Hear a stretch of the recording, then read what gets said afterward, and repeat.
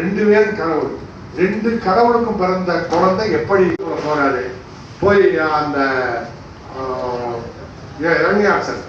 இரணியாசனோட சண்டை பிடிச்சி அந்த இரணியாசனை தோக்கடிச்சு அந்த பூமினா பூமா தேவி காசு புதையெல்லாம் எனக்குதான் சொன்னோம் அப்படின்னு இவர் சொல்றாங்க.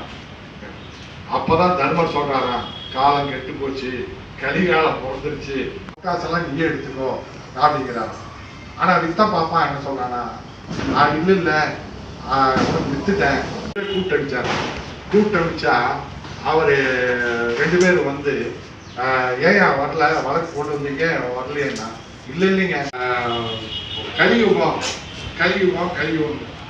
கலியுகம்னா எப்போ வந்தது அப்படின்னு கேட்டா அது ஒரு கதை சொல்றான். தர்மன், மகாபாரதத்துல தர்மன் அவன் ஆட்சி செய்யறான், நிலத்தை விற்கிறான், அவன் பாப்பான் நிலத்தை வாங்குறான். அந்த நிலத்தை வாங்கின பாப்பான் அதை கிணறு தோண்டுறதுக்கு தோண்டும் போது அது ஒண்ணுக்கு ஒண்ணு எத்தனை வருஷம்னா, இப்ப அந்த நரகாசுரன் ஒரு புத்தகம் சோம்பு விற்கிற வாங்கிருக்கீங்க. அதை பார்த்தா ஒண்ணுக்கு ஒண்ணு லட்சக்கணக்கான வருஷம். ஒரு மனு காலத்துக்கும் இன்னொரு மனு காலத்துக்கும் எப்பான்னா 8வது மனு காலத்துலதான் இவனை கொள்றாங்க. அப்ப 8 மனு காலத்துக்கு லட்சக்கணக்கான வருஷம்னா ஏறக்குறைய கோடிக்கணக்கான வருஷம் நரகாசுரன் இருந்திருக்காரு. இதெல்லாம் கதை சொல்லியிருக்காங்க.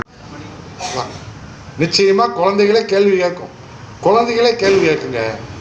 இப்போ பார்த்தீங்கன்னா நம்ம கடைசியில் அந்த வீலுக்கு சக்கரத்துக்கு எலுமிச்சம்பழம் வைக்கிறாரு. நம்ம சாஜத்துடைய பொண்ணு சமதா